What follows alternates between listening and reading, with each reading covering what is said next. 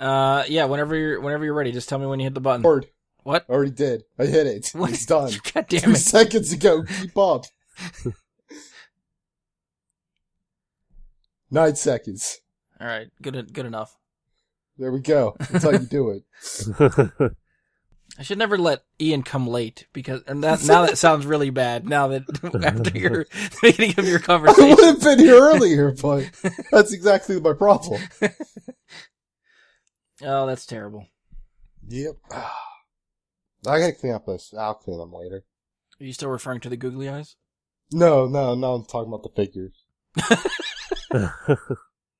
So that's the fuel, the masturbation That's what fuel. the eyes see. I got you. Okay, it all makes sense now. The eyes need the feast.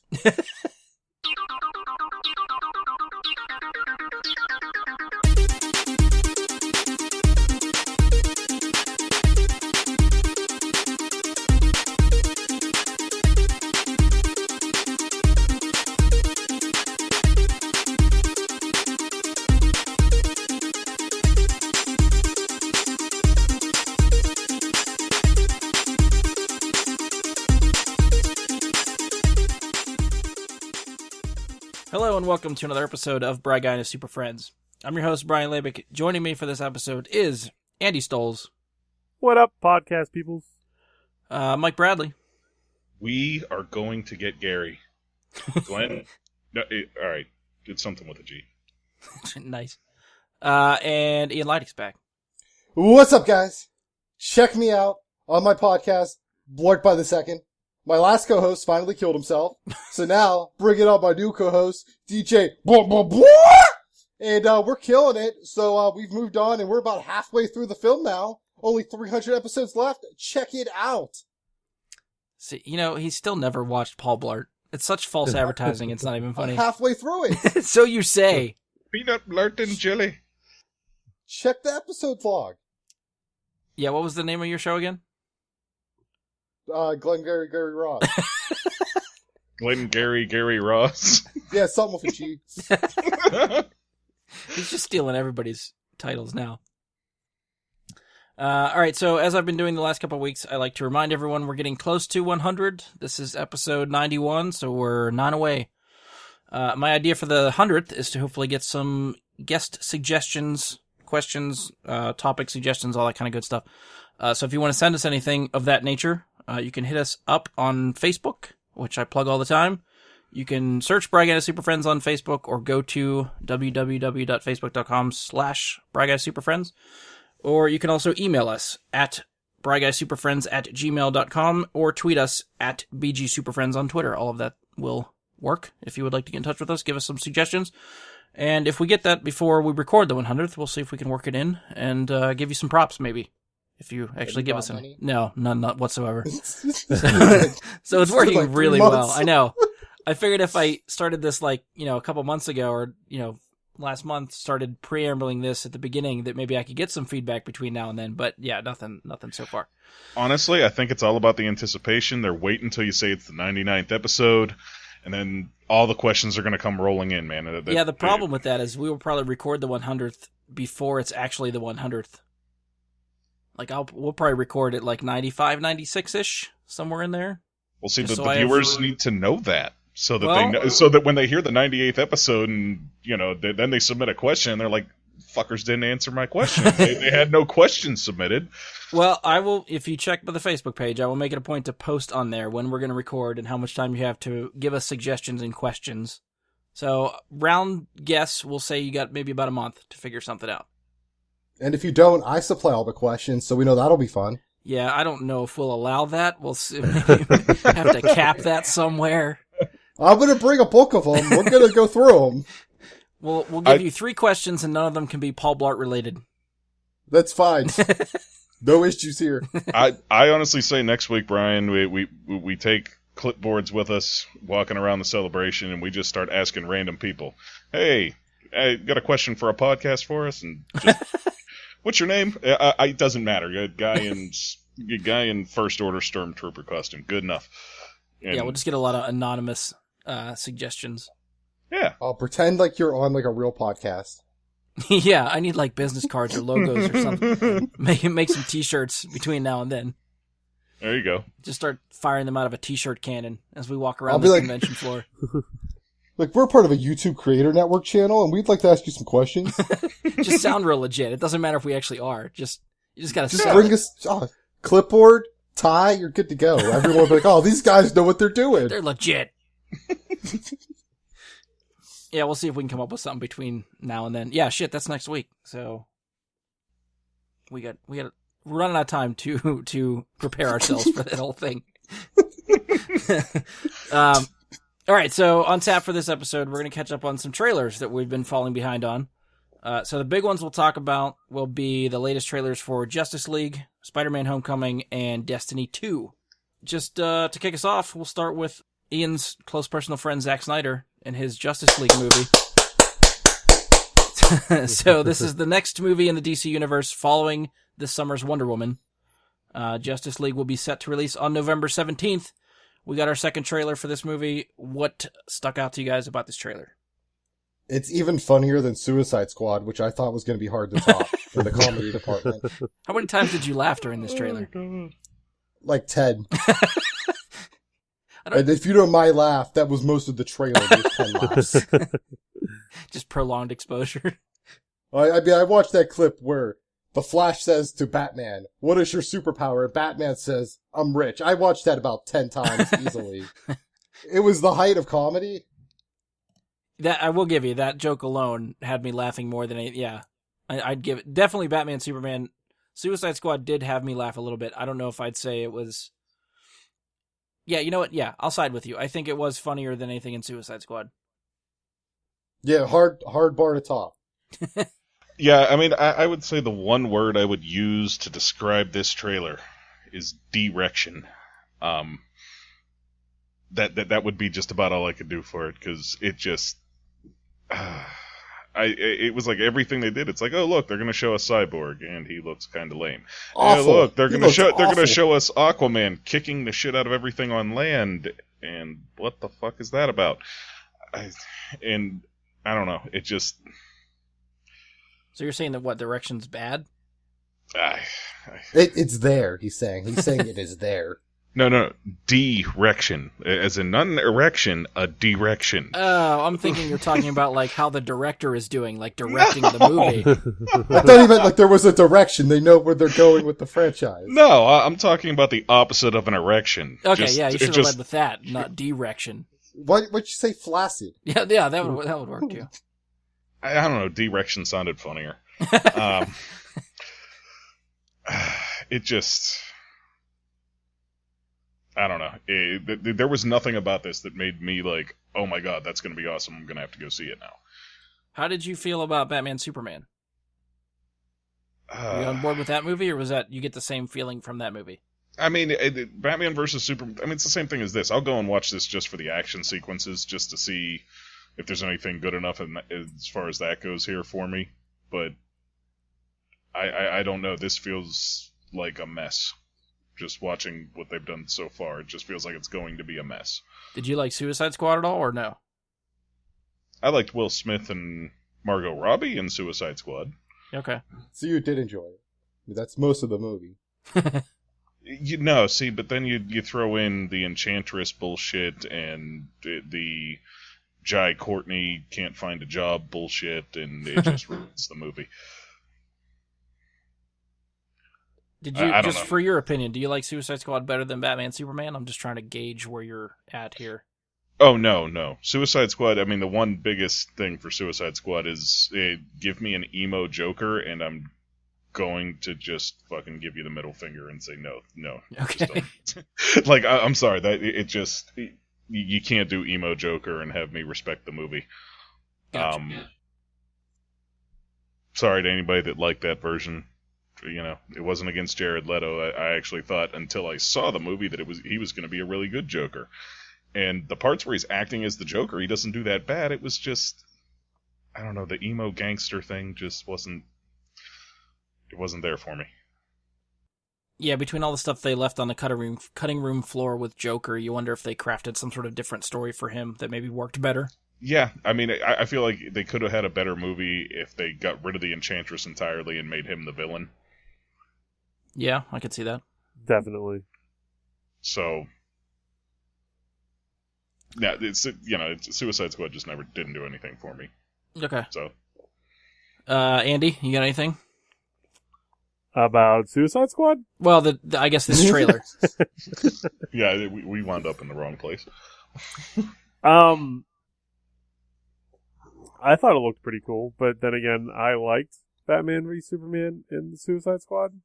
I Okay. wouldn't say they were like my favorite movies or anything like that, and I tend to.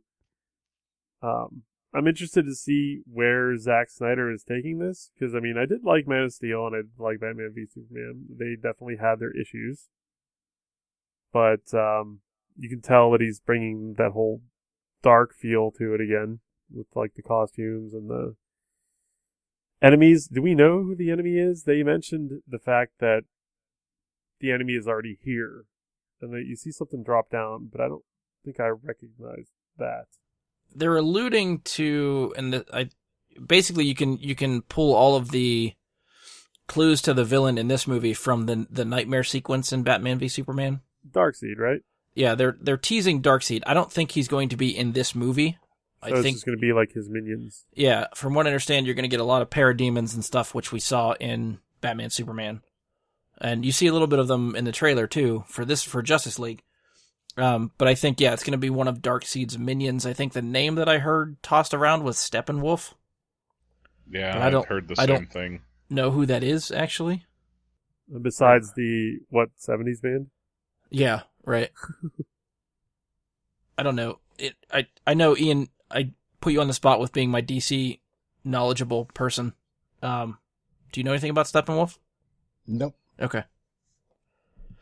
Yeah, I'd have to look him up. I didn't actually look him up before this. But that was the name I had heard tossed around headline-wise that was going to be the villain for this movie.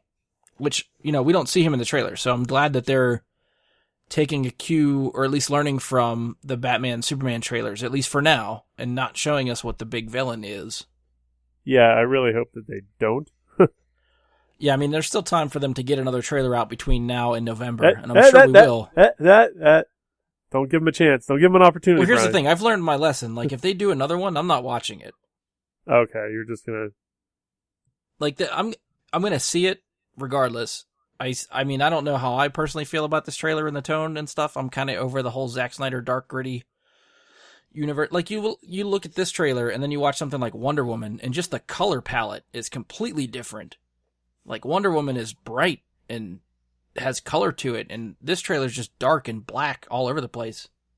Yes, it's a very gray tone to everything. Yeah. It's just, cloudy skies in every friggin' shot, and it doesn't work. But It's showing the dark side of the universe. I think it works really well for what they're doing. I agree. Yeah, that's the tone they set up. That's the one they're following through with. For me, it's not. I'm kind of over it already. I'd like to see really a like the different direction. take. Well, of course, it's your close personal friend. So is this movie the first one that Jeff Johns really has his hands in? I'm gonna say yes. I don't know how much he had to do with Wonder Woman. Okay. Because he was kind of announced when they were in the middle of making that? It was post Batman Superman, and I think production for Wonder Woman was already underway. Yeah. Okay. So I'm thinking if there's one movie that he would have came in at the beginning of, it would be this one. Okay. That's what I was thinking too. I'm wondering if he is able to right the ship. So this would be the first look at their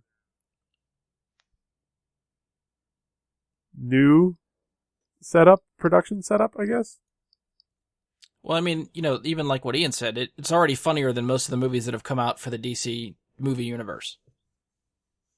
So I think that's a good sign. I think if it looks dark in one thing, like Batman Superman looked dark, the tone was dark, there were maybe 2 jokes, and they didn't always land.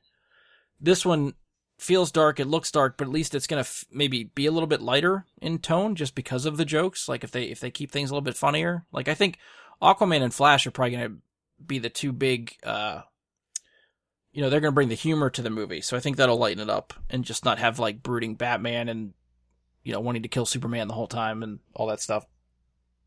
Well, you bring up Aquaman again, and here's another question I have. Since this is going to be our first actual look at Aquaman, how do we feel about Aquaman having the whole kind of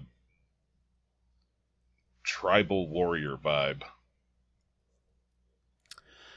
I don't know. I might have to see it in the entire context of the movie. Like I didn't really swing me one way or the other. I think from the trailer, I could go either way, really. I just personally feel like long hair and a beard underwater, even if you're Aquaman, is kind of ridiculously adding a bunch of drag under there that, swimmers shave their entire bodies, man. And he's got, and this is Aquaman, and he's got this big long beard and long hair, and I don't know. I don't know if I buy it. Yeah, I don't know if he needs to be aerodynamic under the water. I think he can pretty much swim however he looks.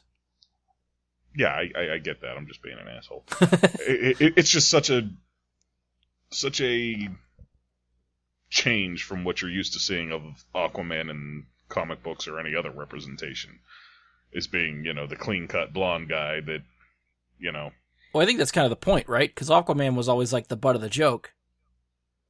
So if you make him look like Jason Momoa and you give him more to do and make him, I don't know, feel like the Viking warrior that he seems to be coming across in this trailer, that you take that out of the equation. He's no longer the butt of the joke. Okay. You have to take him that much more seriously, I guess, if he's not like that. Okay. I seem to recall, though, that there are several instances of at least pictures in my mind that I can vision that he was drawn in comics with beards, I think.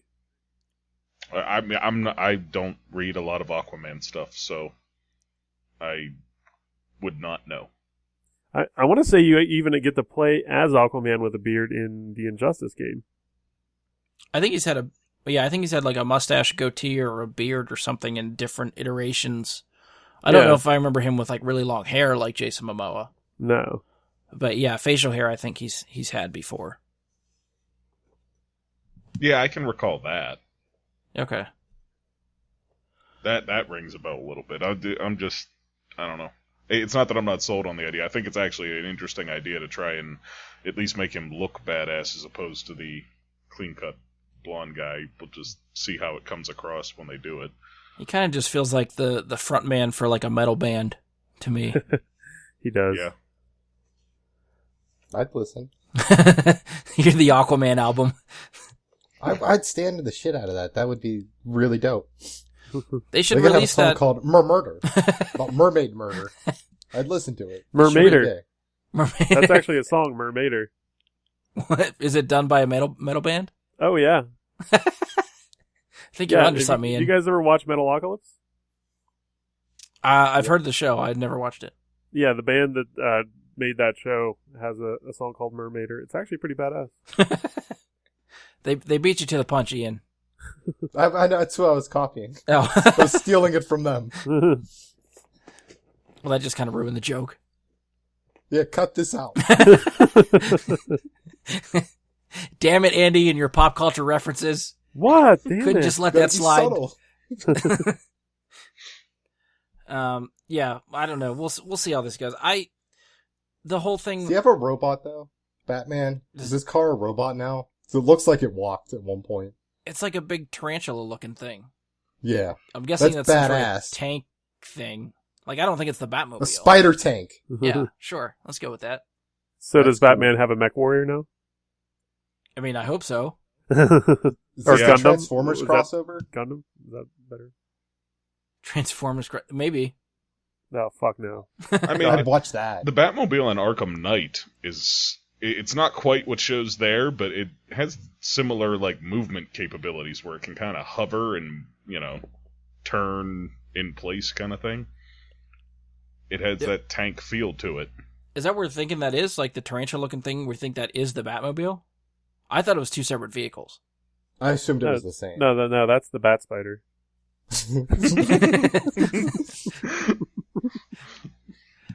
I really hope they call it that for now. There's gonna be bat shark repellent in it too. Let's Yeah, not just go forget full that. Adam West with it, all the name calling of stuff. Yeah.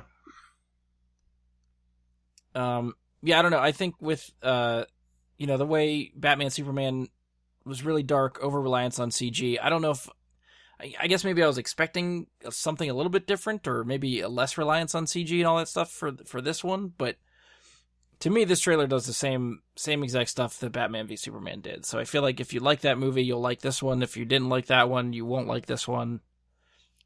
Nothing about it feels any different to me, and I don't know if that's a good thing. Yeah, you weren't too high on Batman v Superman, so. I think it was mainly the story plot holes are what really, really pissed me off with Batman Superman.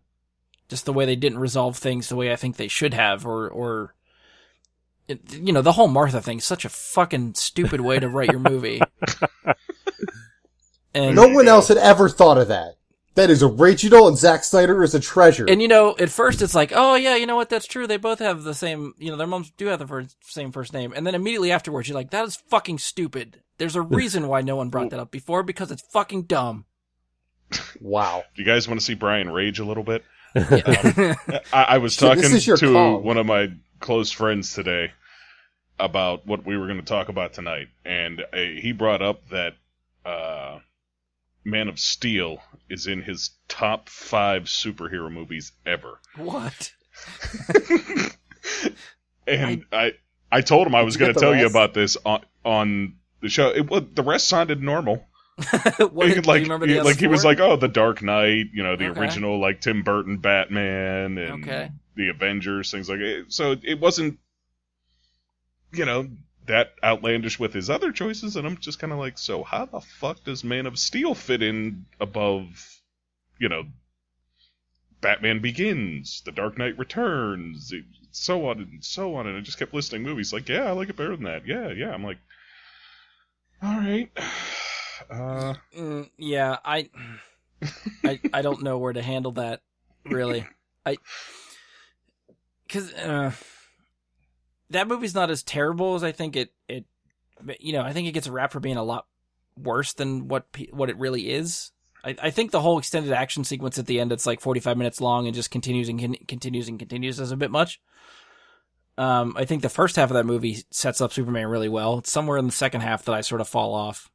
I don't know. Is it just me? Like, I don't know where you guys stand on Man of Steel. For me, I fell off Man of Steel as soon as the government was against Superman saving lives. As soon as the government's like, no, dude, we can't have this guy who's like a really good dude doing good stuff for us. Like, we gotta arrest him. He's gotta turn himself over. Really? I mean, see, I kind of dug Yes. that, because in today's society, like, no one's going to just assume this guy's going to keep doing good forever. Like, they're going Right. to wait for him to turn and fuck people up. So of course they want to stop him before that happens. Of course. Like a 1% chance is all we're talking about. Do you know what the odds are that his mother's name wasn't Martha and would have killed all of us? Nope, a 1% chance. Near infinity chance. Nigh infinity. I don't know. That to me sounds like the guy who needs his concealed carry to go into Toys R Us. I just, Have you seen those daywalkers in there? It's like a fucking Walmart for children. This is coming from a guy that used to work at a toy store in a mall. So he knows all about the daywalkers God. inside of a toy store. Half of them work there. That's it's sad but true. What do you guys think of? We got our first little glimpse of J.K. Simmons as Commissioner Gordon. I look good. It's true. Yeah. I didn't realize it was a different person. I assumed it was the same one from Nolan's. You thought it was what, Gary Oldman? Gary Oldman? I didn't really pay that much attention to what Gordon looked like. I was like, oh, it's Gordon. That's neat. Yeah, I mean, I guess you're not personally- focused on him or anything, but There's this cool Samoan dude in the background. I'm looking at. He's got this badass beard and long hair. I'm like, that guy knows what's up.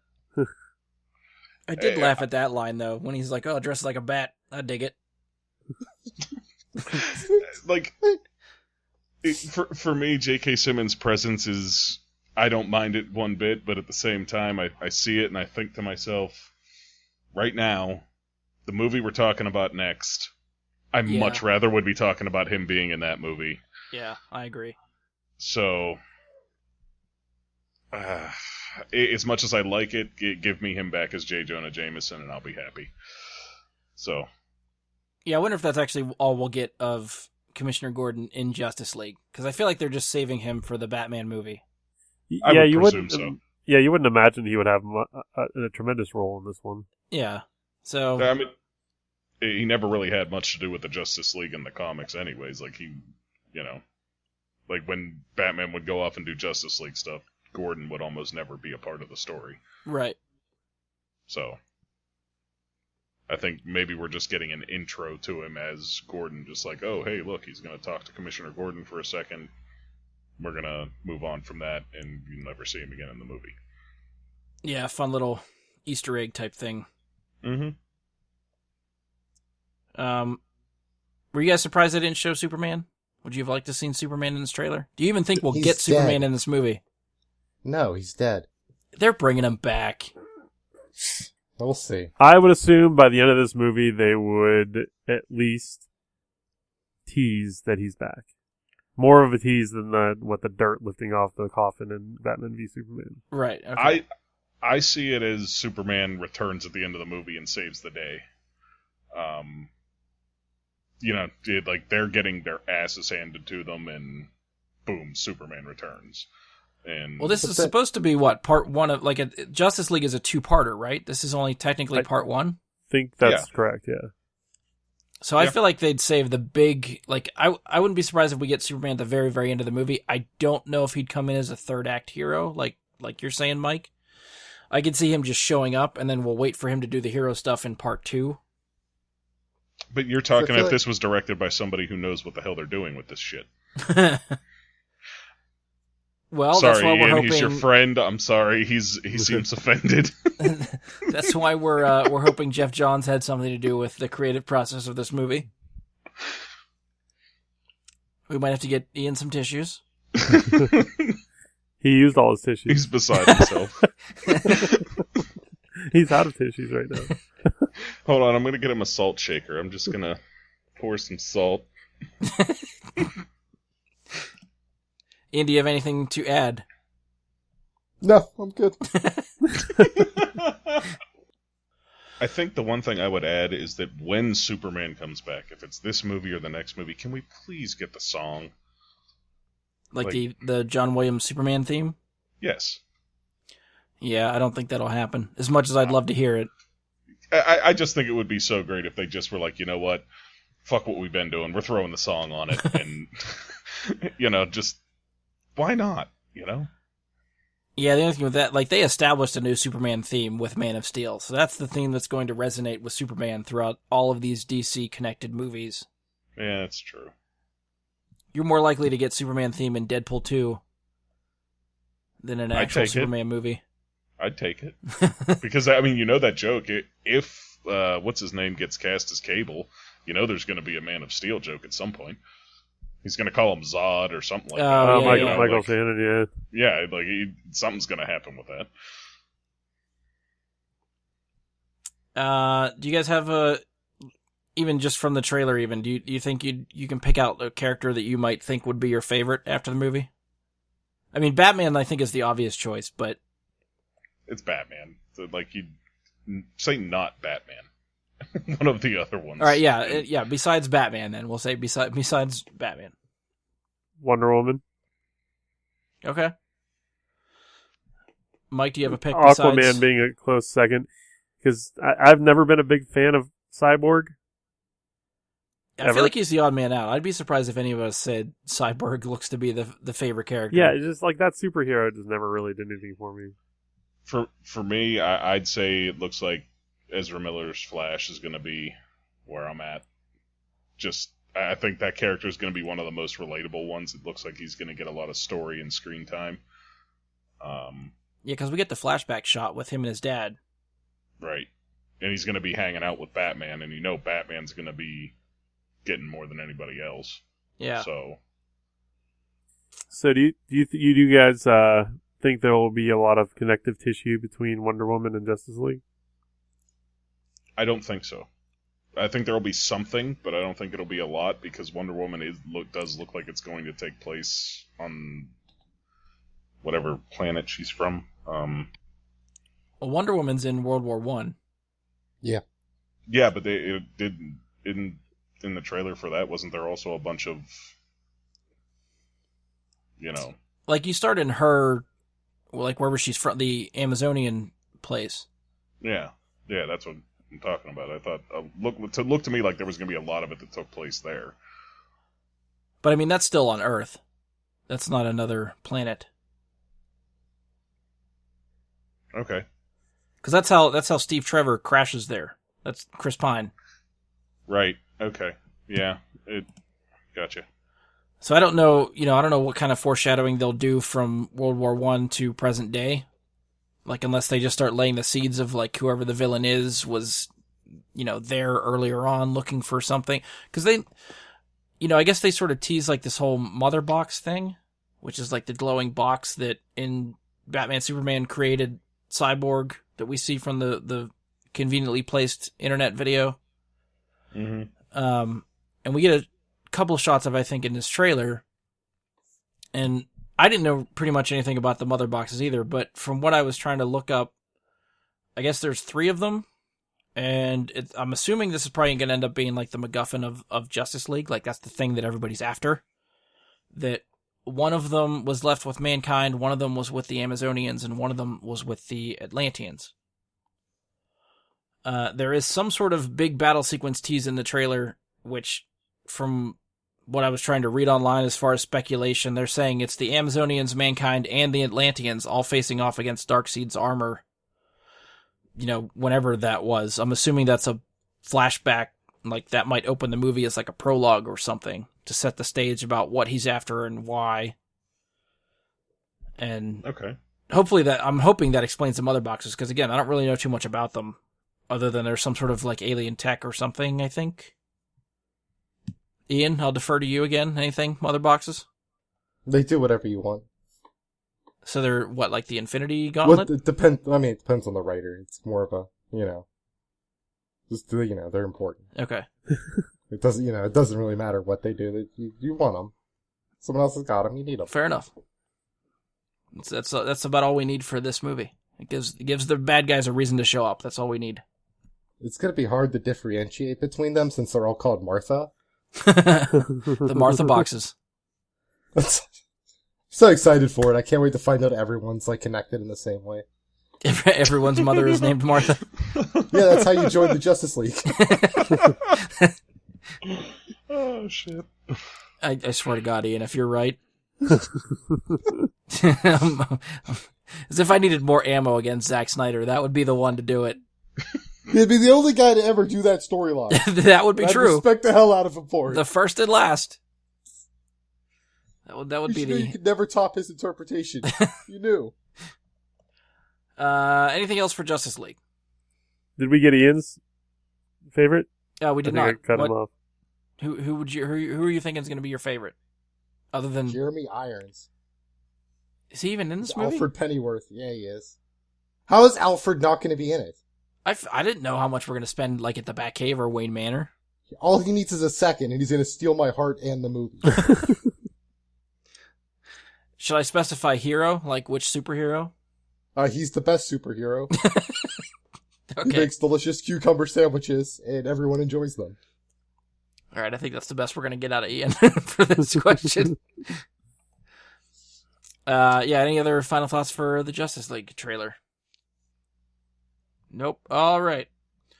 Moving on. Don't put that mask on. You Just holding it. I saw the ears pop up at the bottom of the screen. For anyone listening, Ian likes to put on the Batgirl mask when he's doing podcasts and try to talk to us that way. You missed your window. We're done with DC. Put it away.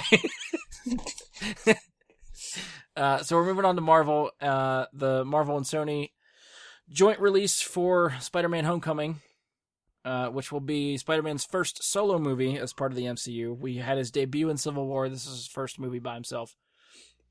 Set for release on July 7th. This is the second trailer I think we've got for this one. So anything stick out to you guys about this trailer? One of the first things that stuck out to me was that we actually get to see Michael Keaton with the feathered collar on as Vulture. It's a very, brief thing. He says something, but he's got that full feathered collar thing going on, and I was like, okay, there's a good throwback to the comics right there, because the original time we see him as Vulture, you don't get to see anything like that. You just see the mechanical suit, or whatever you want to call it, that he has as Vulture. You don't really see that part, so that was neat. And holy crap, did Shocker look a lot better in this one. Yeah, I think we only get like 1 or 2 shots of him, right? Yeah, but the 2 shots you get, I mean, he looked a lot better. Yeah, I'm curious to see how much he's in this movie. Mm-hmm. I didn't think I realized Shocker was in this. Yeah, that's the guy that looks like he's fighting Shocks Spider-Man. people. Well, yeah, that too. He did it. It looks like he's fighting Spider-Man in like the bus depot with all the Okay. school buses. He's got like some sort of gauntlet on, which looks like some sort of like Chitauri tech. I'm assuming it's some sort of remnant from like Fallout from the Avengers. Could be. It did have a little bit of that look to it. Because even like the first trailer we saw with people breaking into that like ATM bank, it looked like they had some sort of device that looked Chitauri-esque. So I guess we'll see if that turns out to be true, if that's how it's connecting to the MCU is spinning off of the Avengers and stuff like that. You got anything else, Mike? Anything else? I'll pass it on. I don't want to take everything. Andy? Wait, what was that? Anything stick out to you for Spider-Man? I don't think I saw him with a camera at all. Did I miss that? That's Does he true. even have his Daily Bugle job?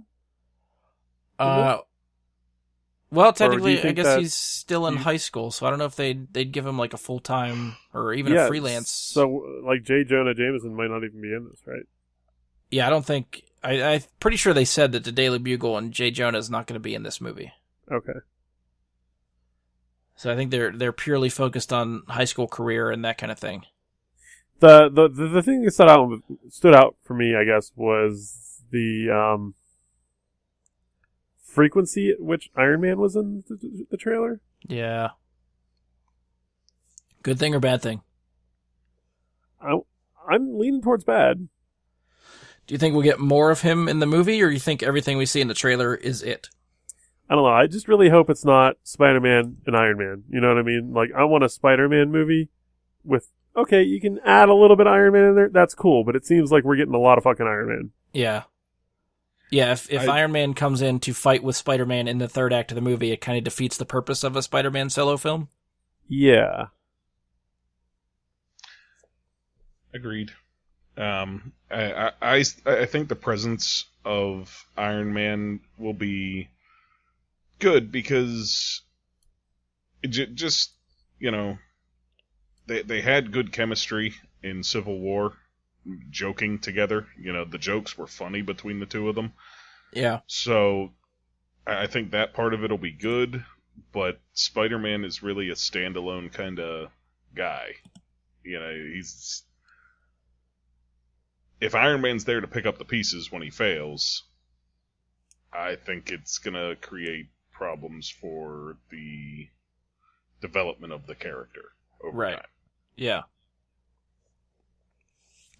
Yeah, because I don't know. I'm kind of putting money on everything that we see in the trailer with Tony Stark is the most we'll get of Tony Stark in this movie. Which, to that point, I feel like that we got too much of the plot in this movie. Or in the trailer. Like, I feel like you can pick out the 3 acts of the movie from the trailer. And I feel like that's a little bit too much for me. I don't know if I wanted to know that much. Like, it's a great line in the trailer, but the whole middle of the trailer, when Tony takes the suit away from him and says, like, if you're nothing without the suit, then you don't deserve to have it, or something like that. Mm-hmm. That's a plot point. I feel like it's a big thing for the movie, and I would have rather just seen that and saved it for the movie. But I don't know. That's me. Ian, you got anything to add? Anything stick out to you for the trailer? I'm real upset with this trailer because when the boat scene, when the boat gets ripped in half and then Iron Man shows up and saves it, I'm real upset with that because I wanted all those people to die. I wanted Spider-Man to fail in the most spectacular way possible and spiral into a deep depression and just become this dark guy that has to overcome letting hundreds of people die. And that's what he fights for. That's who he becomes. That's his evolution into a man. It's him. Every night when he goes to sleep, he sees those souls staring at him as he let them die because of his arrogance. But no, Tony just saves the day. Who cares? So the Uncle Ben death isn't enough for you. You need him to have a whole boat full of people die. Well, apparently it wasn't enough for him because he was about to let a whole boat full of people die. I don't think he went into that with the intention of, you know what, I'm going to let all these people die. Well, he should have thought about that before he risked all those lives. And that was like Iron Man's point. And I think it would have been more impactful if all of those people died. And he would have learned from that, I bet. Yep. He'd learned from that fucking mistake. Probably. I'm sure you are correct.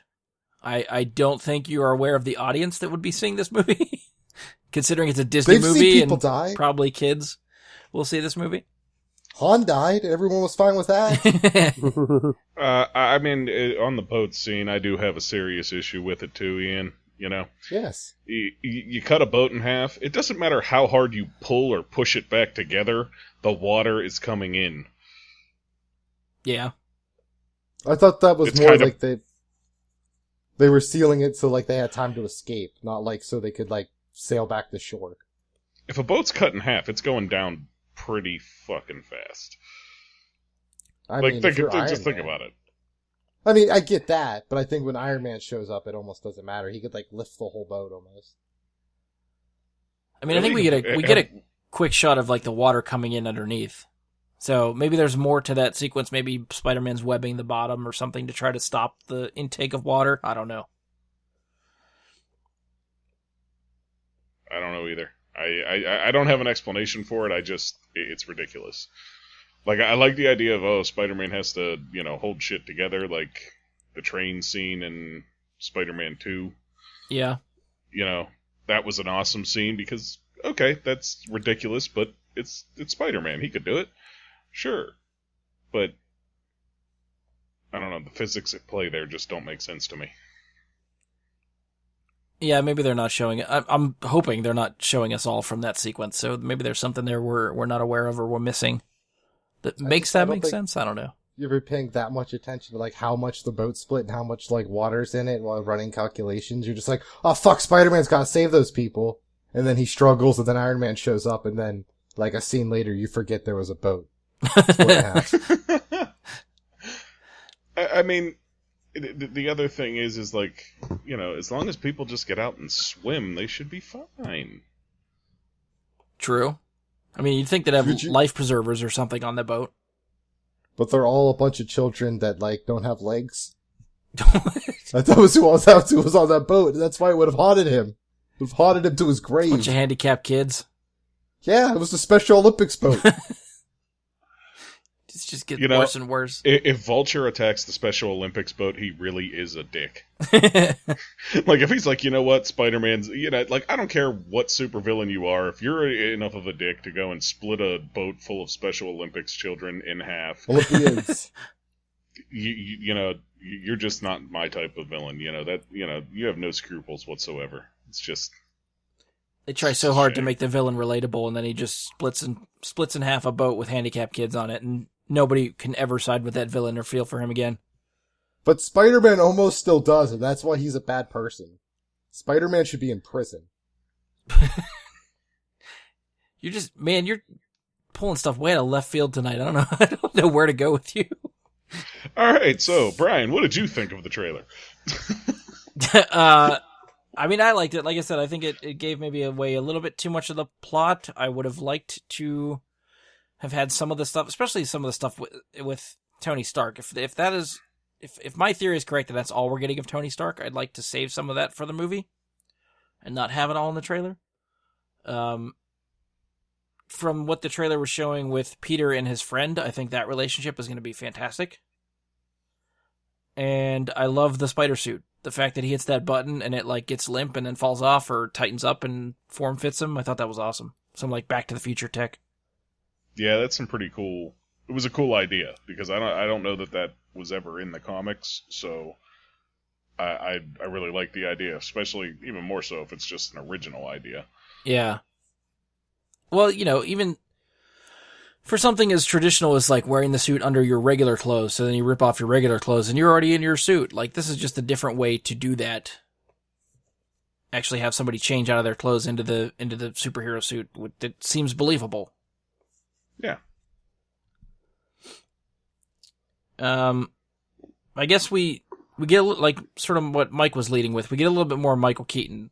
Do we feel any better about Michael Keaton as the Vulture? We're still on board with that? Anything with his villain that I think, I don't know, stood out to you guys in the trailer? Anything more? Michael Keaton's awesome.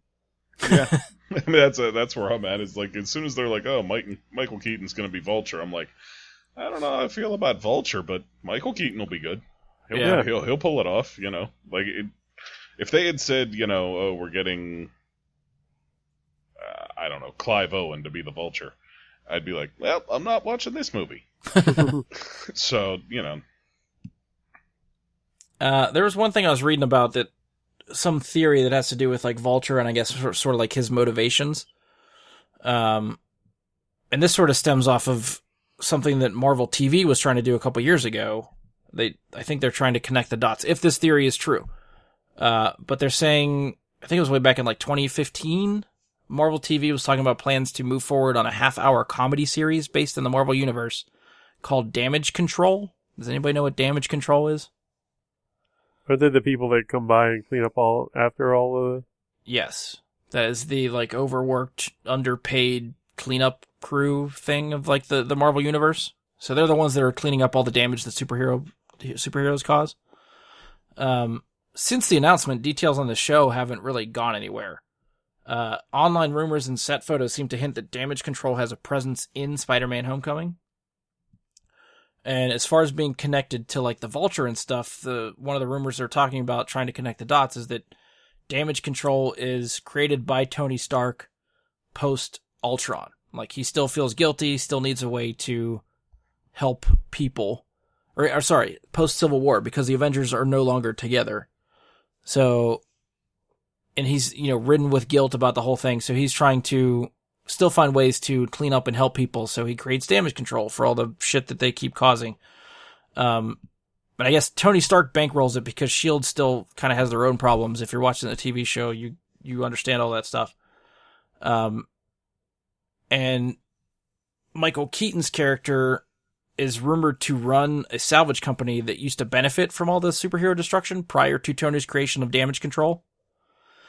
So he has a reason, I guess, to hate Tony Stark because there's basically taking business away from him. So if this turns out to be true, it could be further, could be why there's been no further announcements made with the Damage Control TV show, since they're trying to save it for debuting in this movie.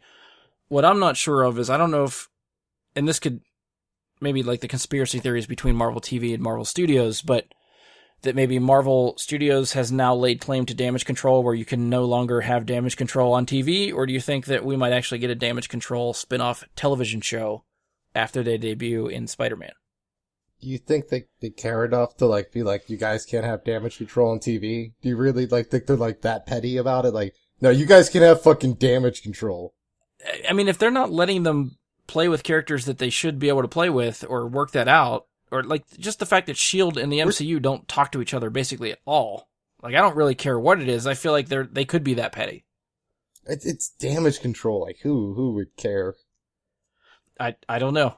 I mean, if they really wanted to make a comedy about people cleaning shit up after superhero fights, they could still do it without Damage Control.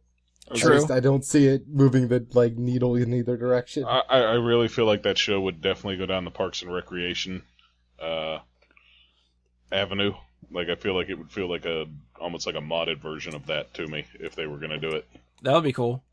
They had a showrunner in place at one point. I can't remember who the showrunner is, though. Because when they announced the show, they had somebody in charge to run it. And really what they could, if they spin the TV show off the movie, I guess whoever they cast in Damage Control roles in Spider-Man, you could conceivably see in the TV show if that pans out. So it could be something to keep an eye on. If we see the movie and you're seeing a lot of damage control, that title being in that organization being thrown around, keep an eye on those characters and those actors and see if the TV show pans out.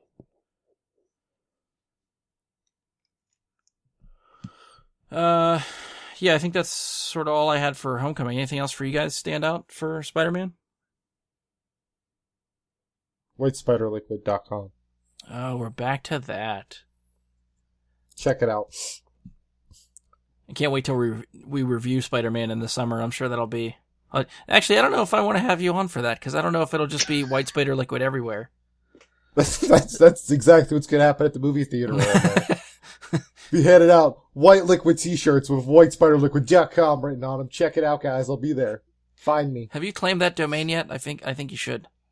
Oh, I have the .com, the .net, the .biz, the .gov. I got it all. It's a very popular property nowadays. You didn't get the .org? Oh, dude, you don't even want to know the fight I've had over the .org. Apparently, there's like a real white spider liquid that could save people. It's kind of medicine business. I don't fucking care. I just want the .org because I deserve it. Part of me wants to just Google White Spider Liquid and see what comes up, but I'm afraid. Oh, I'd be very afraid. Yeah, I don't know if I would Google that one, Brian. I just, one of these times I just want to call him on his bullshit. So yeah, whoever's listening, if you're bored and want to Google some White Spider Liquid and call Ian out on his bullshit. If you are under 18, do not Google White Spider Liquid. This is a public service announcement from Bry Guy and his Super Friends. Do not do that if you are under 18. Thank you. But if you are under 18, visit the website. We got a lot of fun stuff for you there. Oh, I really hope that doesn't come back to bite us at some point. Moving on to Destiny 2. So this is the next trailers we'll talk about. Bungie released 2 trailers for Destiny 2 to start hyping their sequel. The game is set to release September 18th. Gameplay reveal is scheduled for a live stream on May 18th. So the first 2 trailers we got are just cinematic trailers. We've talked about Destiny in the past. I think it sort of has a love-hate relationship with some of us on the show. But I do know all of us has at least played Destiny at one time or another. The first trailer we got was called Last Call, that featured Nathan Fillion's Cayde 6 telling a story at a bar, and then it's revealed that the tower is under attack. The trailer seems to show the Cabal, if you played the game, Cabal from Mars show up in force. The second trailer is titled Rally the Troops. It features 2 different speeches trying to regroup after this attack that is shown in the first trailer. So we get Lance Reddick's Zavala leading one group and Nathan Fillion's Cayde 6 leading another. This trailer seems like it falls after the Last Call trailer that we got, showing the aftermath of the battle and everyone trying to regroup after the tower has fallen. And I know, I think we're all just sort of anticipating gameplay for this game, just to see what it looks like, how much different it seems from original Destiny.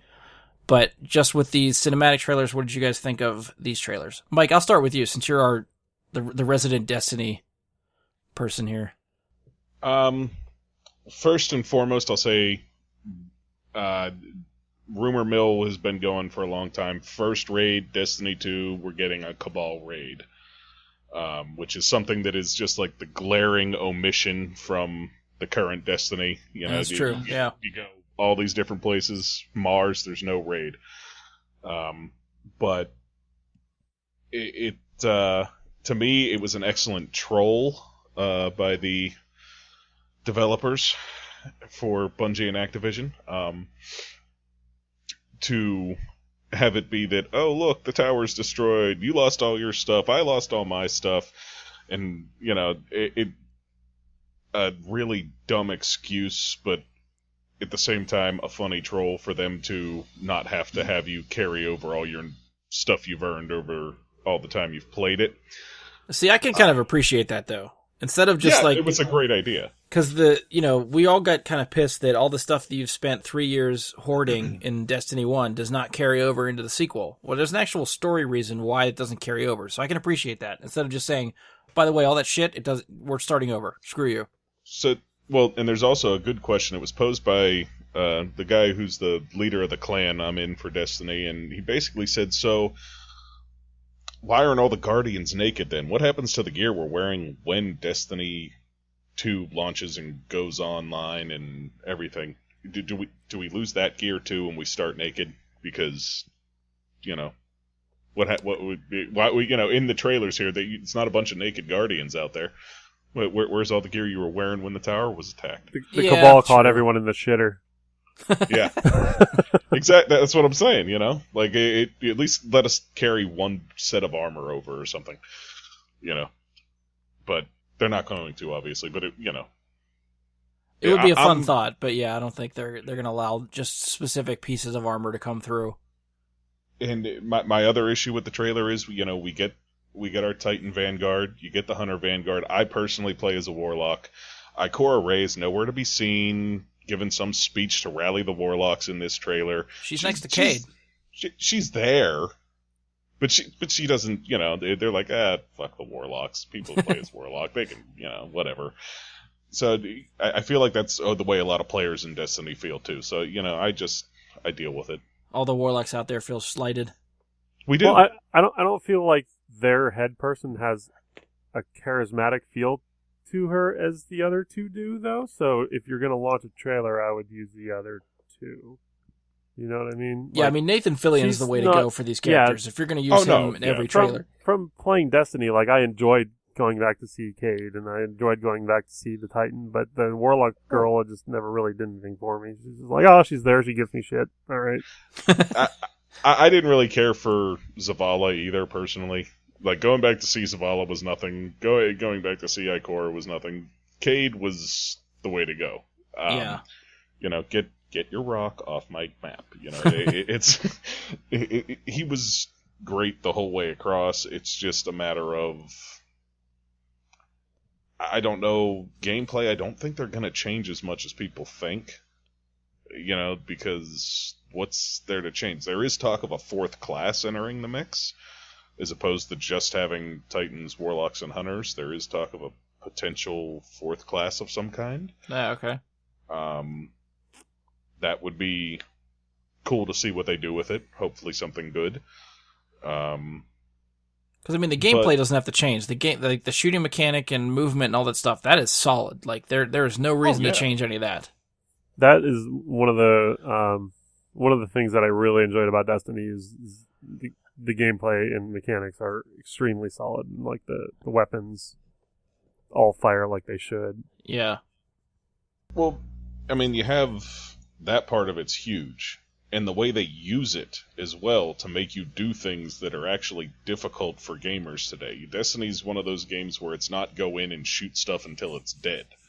I can't tell you the last time I played a first-person shooter where it wasn't something that if you decided to and you were good enough, you could just run through and kill everything. Stealth may have been encouraged at some parts or things like that, but if you managed to survive in most, you could run through and just kill shit. Destiny requires teamwork, it requires planning, it requires more than just being able to aim and shoot. Well, that's mainly the raids. The raids is the end-game activity where all that stuff comes into play. Well, I would argue you could run through most of the strikes and do that on your own without any type of team communication or anything like that. They're much harder if you don't communicate as a team on the strikes. But you benefit, but it is possible. Dabbled with the raids much. The strikes are one thing. It just depends on which strike you're talking about. This current week right now, we have what's the Nightfall strike this week? I can't even remember. Tiddlywinks. Says the guy who hasn't played Destiny since year one. Hell yeah, I'm proud of it, bitch. It's the Nexus Mind this week. Okay. The Nexus Mind. The Oculus or something? Rift. Wait, it's not the one on Venus, it's the other one. It's the one in Old Russia, you have to kill the 3 captains at the first part, and then you Oh, have yeah, to, okay. you know, that actually does require communication, because with the different burns and everything on, you have to be placed around that room in specific ways, or you're just going to get destroyed. Do you think a lot of the player base does like the nightmare stuff? Yes, because the rewards are there. This game is all about loot. So the rewards in Nightfall are just basically the second best you're going to get in the game to doing raids. And Nightfall... But if you're not doing, like, raids and, like, nightmare stuff, then you don't need the best loot. You could just keep doing your own thing with your sub-tier loot and be fine, right? So I think there's a lot of the player base that doesn't do this super hard stuff. Perhaps. Especially during, but, like, year 1 when I played. I mean, here's the whole thing with that, is that I'm sure there is, and I feel like a lot of people that do it can't find people to play raids with. You know, because you have to have that group of people to go in and do it with, otherwise you can't. You know, like, there was only one raid you could solo the entire thing, and that was the old Crota raid. And, you know, you had to be an absolute friggin' monster to be able to go in there and do it. But it could be done. But any other raid you wanted to go into, it's literally impossible because of mechanics to do it. So... They ever add any more group finder stuff? Because I think there was that one thing that lets you do a search to get matched up with people randomly. Mm-hmm. They add more of that? There's a few apps out there now, a few different But apps. I mean, in-game. You can No, matchmake everything except the weekly Nightfall strikes or the raids. Or Challenge of Elders. Yeah, true, yeah. See, I think that's the big thing for the new one, is to add more, like, group finder stuff like WoW eventually did, where basically everything you could randomly find a group by just waiting and search for it in-game.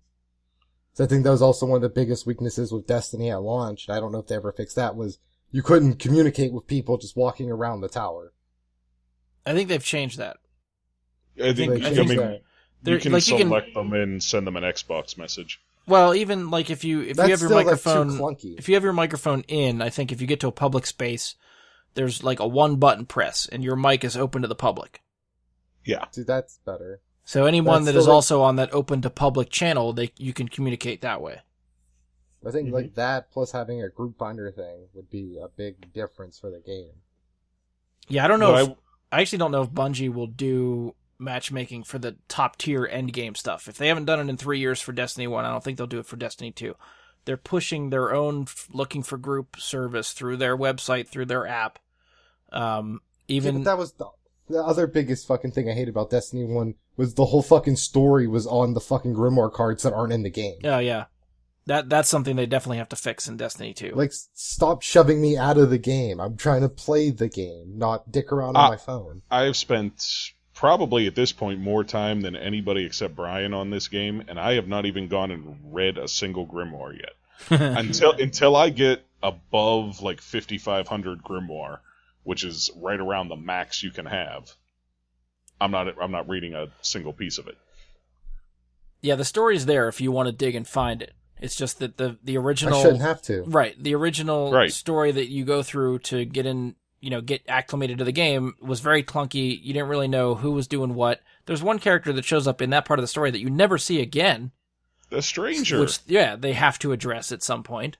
Yeah, that has to... What the fuck was that about? It's like, well, we're just going to introduce this character, and 3 years later, you're not going to know anything more about this character. They actually... I don't think they got story content right until the King's Fall stuff. I forget what batch of content that was, but with Oryx and stuff, they actually had Taken King stuff. Sorry, that they actually had cutscenes in between levels that set up a story. You had narration going into each level. You understood what you were doing and why.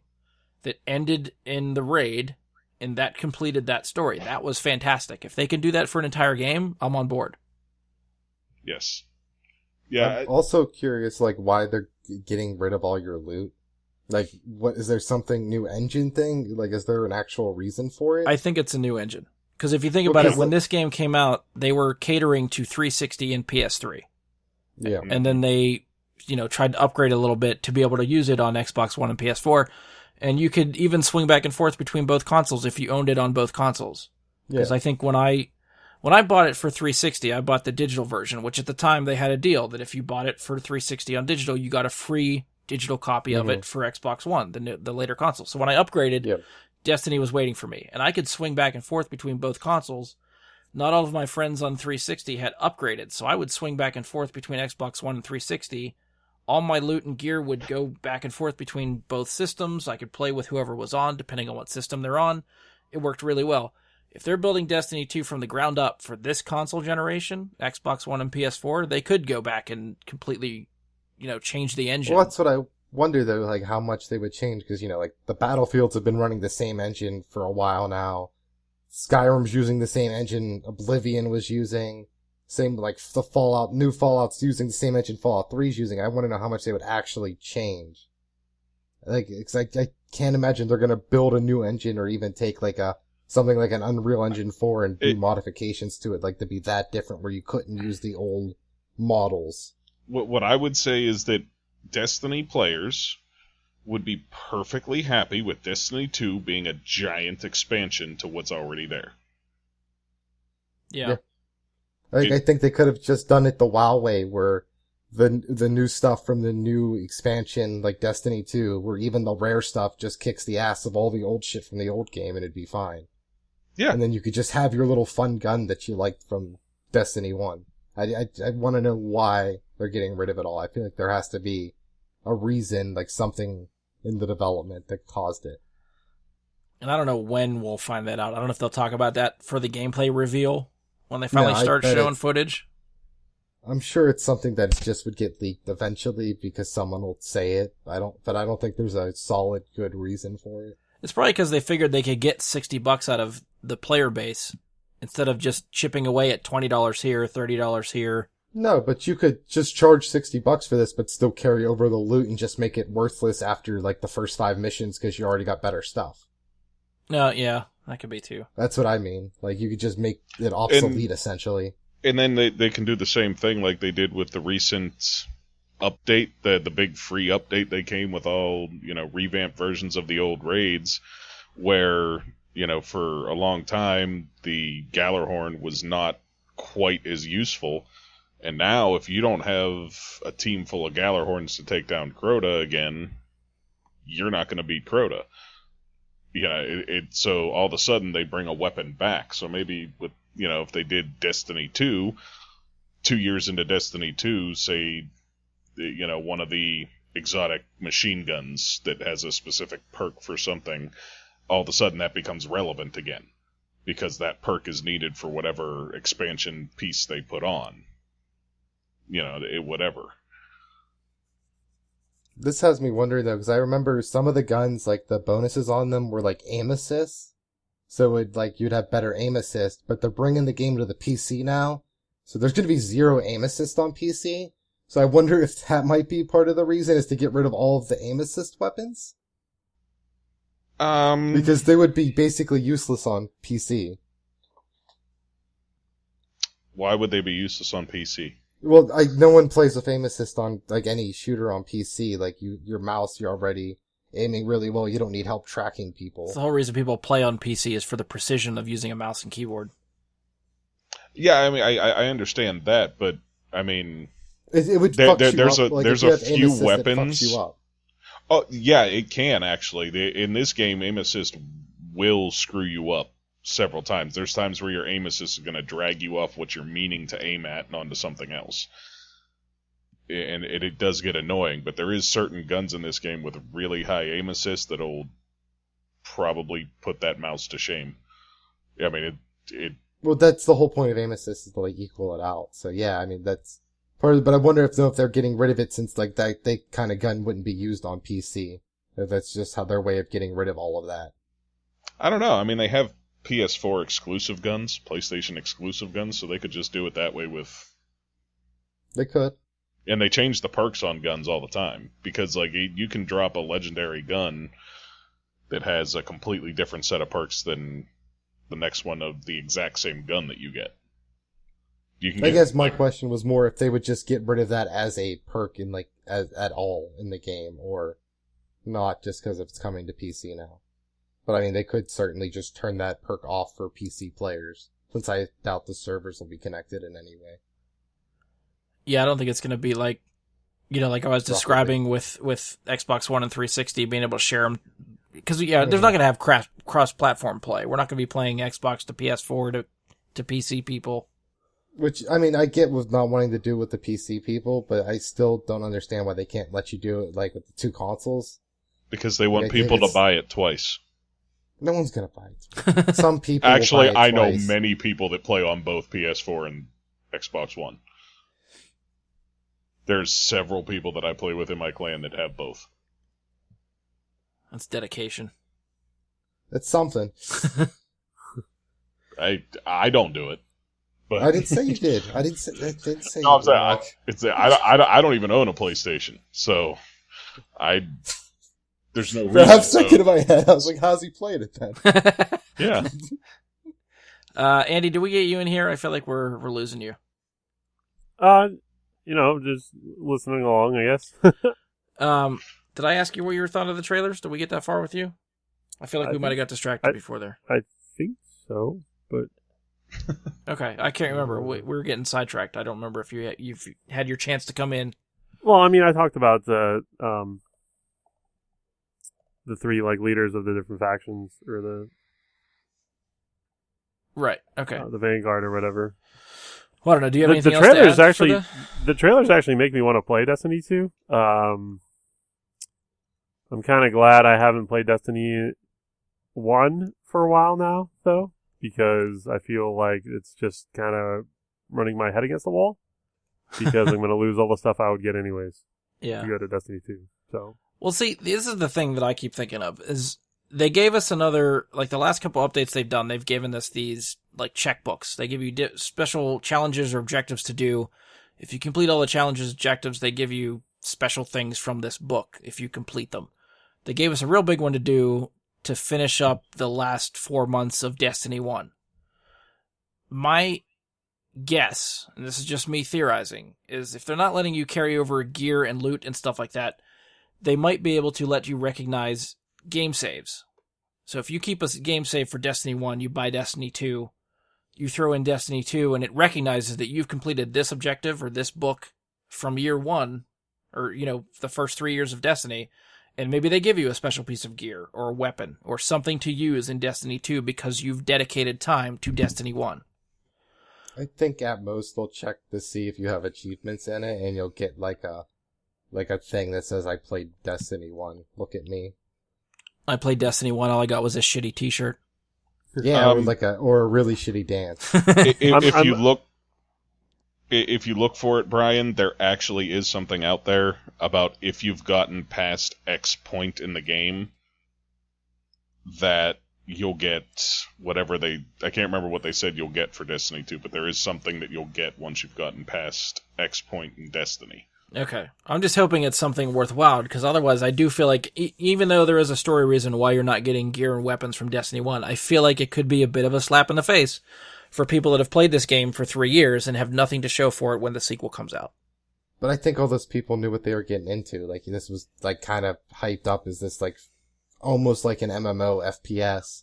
And anyone that knows about those games knows your gear is going to be worthless with the new expansion and stuff. I can understand upgrading gear and stuff like that, but even these new expansions, they're letting you essentially keep some of the gear that you like and just upgrade it to higher levels. In WoW, it's just useless. You couldn't keep your same gear because it just wouldn't keep up with the new enemies. Right. They could have done that, but it still end up being the same thing, I guess, where you just wouldn't use the old stuff because it doesn't work. Yeah. But, I mean, in Destiny in Warcraft, couldn't you transmogrify your new stuff if you didn't like the look of it to make it look like something you liked in the past? I think they added something like that eventually, but they also started adding a bunch of stuff that leveled up with you throughout the game. Oh, okay, yeah. So but I think nowadays it's so different, but the first 5 years, I want to say, like, your stuff would just become worthless after, Yeah. like, honestly, the first couple hours of playing the expansion, you wouldn't have any of your, like, original gear still. Well, the biggest difference for Destiny that they do is, like, with the new expansions they put out for the raids, is that the gear you'll get to drop will have perks that will help you complete the raid. So if you're going in to do a Kingsfall raid, you put on your Kingsfall armor because you have additional armor when you're doing this activity because you have the chest piece. Or you put on your Wrath of the Machine gauntlets because they drop extra heavy ammo during the raid. You know, like during killing a certain enemy. Things like that, where you have to have multiple different sets of armor to effectively play this right now. Which is, I think, another problem with the game, is it just adding so much extra grinding, where you not only do you need to grind out a good suit, you need to grind out like 4 different suits depending on what raid you're playing that week. Which I think burns a lot of people out.